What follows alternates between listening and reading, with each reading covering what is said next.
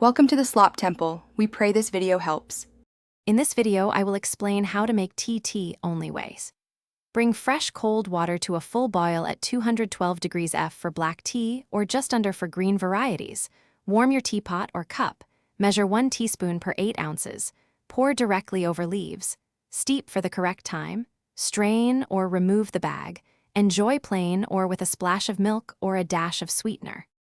For consistent results, time your steeping and start a gentle countdown when water hits the leaves. Check aroma and color to fine-tune.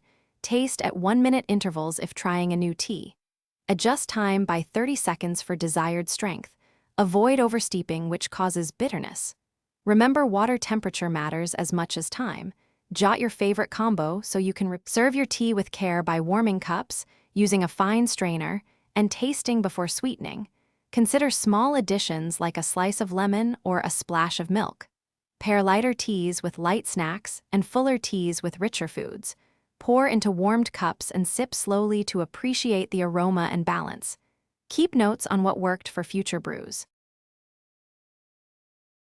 Thanks for watching.